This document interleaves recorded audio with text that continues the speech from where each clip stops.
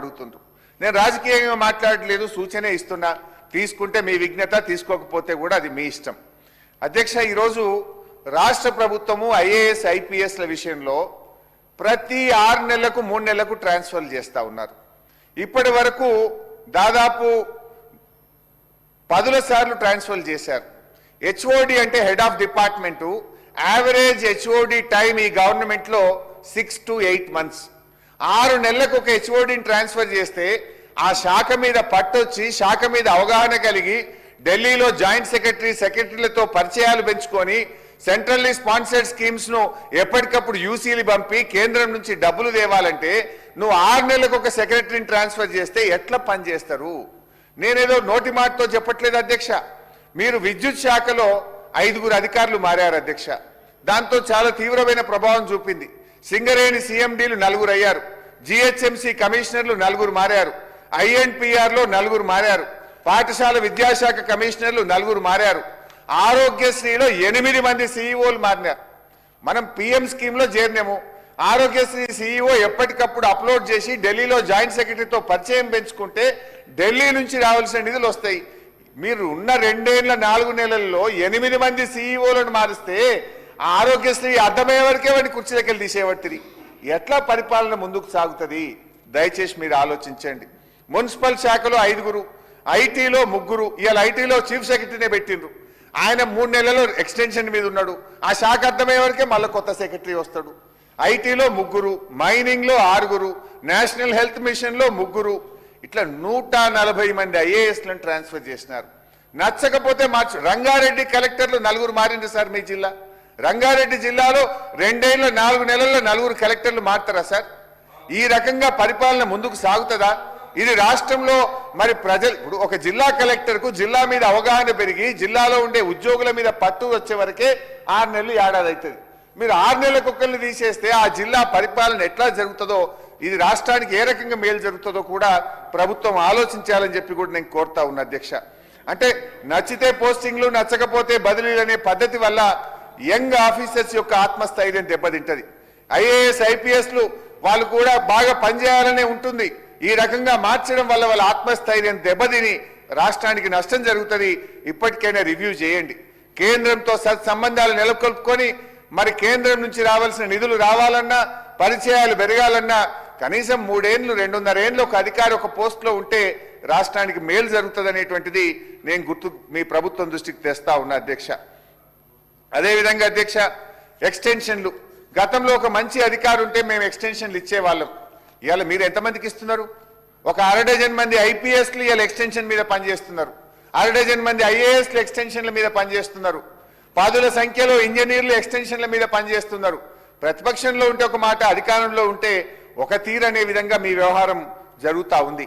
దాన్ని కూడా దృష్టిలో పెట్టుకోండి. అదేవిధంగా ఫర్ ఎగ్జాంపుల్ ఇంకా బాగా అర్థం కావాలంటే మీ జిల్లాది ఒక ఎగ్జాంపుల్ చెప్తా అధ్యక్ష. మీ జిల్లా కలెక్టర్ ప్రతీక్ జైన్ అని ఉండేవారు. అక్కడ లగచర్ల ల్యాండ్ ఎక్విజిషన్ జరిగింది.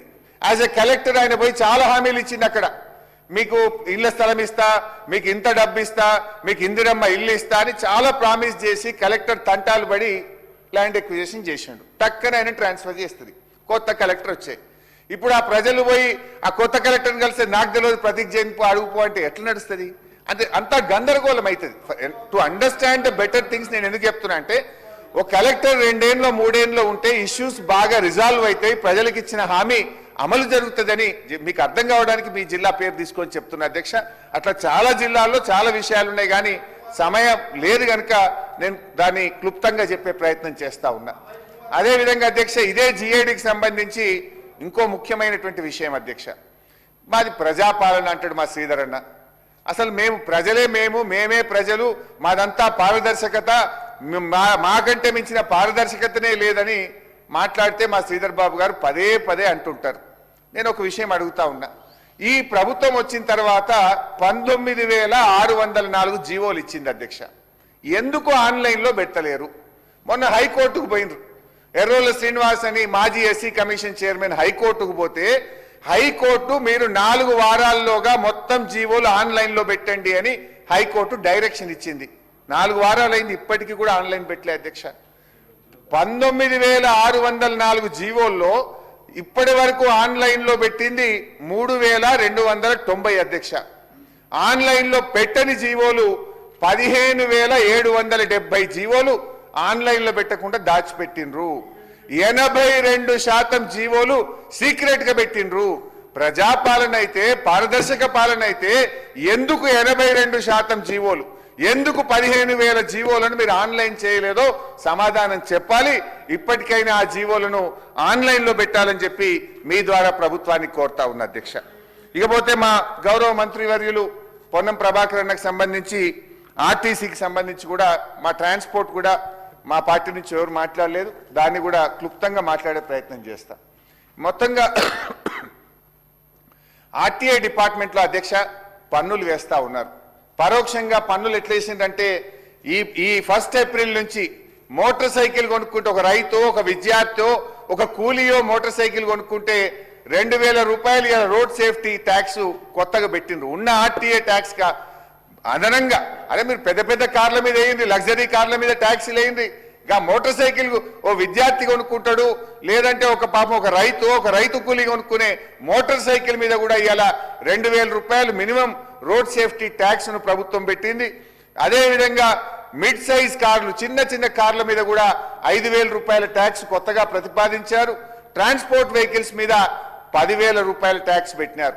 కొంతమంది పాపం స్వయం ఉపాధి కోసం ట్రక్కులు కొనుక్కొని నడుపుకుంటా ఉంటారు, చిన్న లైట్ మోటార్ ట్రక్స్ కూడా కొనుక్కుంటారు, ఆటో ట్రాలీ లాంటి వాటి మీద 10,000 వేయడం తగదు. ప్రభుత్వం ఆలోచించి మీరు పెద్ద వాహనాల మీద వేయండి, కానీ మోటార్ సైకిళ్ళ మీదనో, మధ్యతరగతి వాళ్ళు కొనుక్కునే కార్ల మీదనో, మరి పేదవాళ్ళు ఉపాధి కోసం బండ్లు కొనుక్కునే ట్రాన్స్పోర్ట్ వాహనాల మీద పన్నును తగ్గించాలని, దీన్ని ఆలోచించాలని చెప్పి మీ ద్వారా ప్రభుత్వాన్ని కోరుతా ఉన్నా. అదేవిధంగా ట్రాన్స్పోర్ట్ డిపార్ట్మెంట్లో AMVI to MVI, MVI to RTO ప్రమోషన్లు 2 ఏళ్లుగా పెండింగ్ లో ఉన్నాయి. వాటిని పూర్తి చేయండి. మీరే అనేక సార్లు వాహనాలు ఇస్తామన్నారు, వాళ్ళకు వాహనాలు సమకూర్చండి. అదేవిధంగా ఆర్టీఏ ఆఫీసులు 26 కిరాయి బిల్డింగ్లలో ఉన్నాయి. 26 ఆర్టీఏ ఆఫీసులకు 6 నెలలకెళ్ళి కరెంట్ బిల్లు కట్టలేరు, 3 నెలలకెళ్ళి కిరాయిలు కట్టలేరు.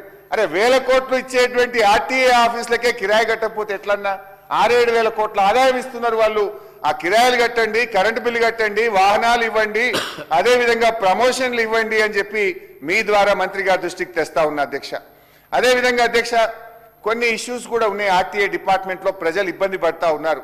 స్టేట్ పోర్టల్ను సెంట్రల్ పోర్టల్తో అనుసంధానం చేసుకున్నాం. మొత్తం ఇండియా ఈజ్ 1 యూనిట్ అయింది. ఇప్పుడు దాంట్లో ఒకటి ఏమైందంటే అధ్యక్ష, డేటా ఇంటిగ్రేట్ కాలేదు. ఇప్పుడు 50 ఏళ్ళు నిండిన వాళ్ళు లైసెన్స్ రెన్యువల్ చేసుకోవాలి.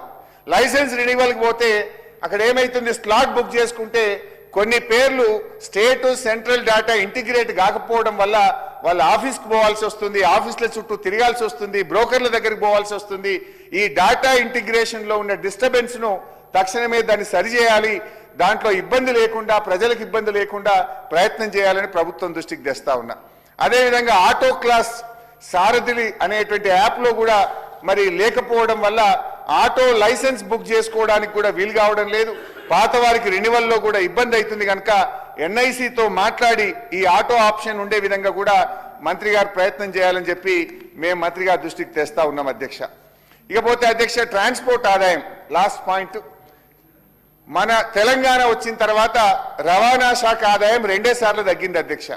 ఒకటి కరోనా కాలంలో, రెండోది కాంగ్రెస్ కాలంలో. కరోనా వచ్చినప్పుడు ఒక్కసారి ఆర్టీఏ ఆదాయం 2020-21లో 287 కోట్లు తగ్గితే, కాంగ్రెస్ ప్రభుత్వం వచ్చిన 2024-25లో 228 కోట్లు తగ్గింది. మరి కరోనా వల్ల తగ్గింది అప్పుడైతే, ఇప్పుడు కాంగ్రెస్ కాలంలో కూడా 228 కోట్లు తగ్గింది. ఎవ్రీ ఇయర్ ఆదాయం పెరుక్కుంటూ పోయింది. కానీ దురదృష్టవశాత్తు మరి ఈ ప్రభుత్వం వచ్చిన తర్వాత రాష్ట్ర ప్రభుత్వ ఆదాయం తగ్గుముఖం పడుతుందంటే ఇది రవాణా మంత్రి తప్పిదం కాదు, ప్రభుత్వ పాలసీ వల్ల, ఎకానమీ డౌన్ కావడం వల్ల. స్పెసిఫిక్ ఎందుకు చెప్తున్నా అంటే, తెలంగాణ ప్రభుత్వం వచ్చిన తర్వాత ఢిల్లీ నగరాన్ని చూసి హైదరాబాద్లో ఒక ఈవీ పాలసీ తీసుకొచ్చినాం. దాదాపు 1,000 కోట్ల ట్యాక్స్ను మనం కోల్పోతున్నప్పుడు అది కొంత తిరోగమనం చూపించవచ్చు. దానికి సంబంధించి పర్యావరణ రక్షణ, ప్రజల ఆరోగ్యాలకు సంబంధించి హైదరాబాద్ను పర్యావరణం నుంచి కాపాడడానికి తీసుకున్న నిర్ణయం వల్ల అది వచ్చింది తప్ప ఎక్కడ కూడా ఎన్ఫోర్స్మెంట్ కానీ, లేకపోతే మేము ఇంతకుముందు చెప్తుంటే పబ్లిక్ను హరాస్మెంట్ చేసే ట్యాక్సెస్ వాటికి సంబంధించిన ఇష్యూస్ ఎక్కడ కూడా చేస్తలేము. ట్యాక్సెస్ ఇప్పటికి కూడా మనం కంపేర్ ఎప్పుడు కూడా ఎనాన్స్ మనం ప్రొజెక్షన్ బడ్జెట్ను పర్సెంటేజ్ ఎట్లా కూడా ఆటోమేటికల్లీ ఈ ఫైనాన్స్ డిపార్ట్మెంట్ నుంచి ఎనాన్స్ చేసుకొని చూసుకొని పోయే దాని లోపల లెక్కలు చూస్తున్నారు. మేము తప్పకుండా గత సంవత్సరం కంటే ఆదాయంలో ఎక్కువ ఉన్నాం. అధ్యక్ష సరే చర్చలకు పోతే అది డీటెయిల్గా వస్తుంది కానీ ఎలక్ట్రిక్ వాహనాల వల్ల అంత ఆదాయం పడిపోదు.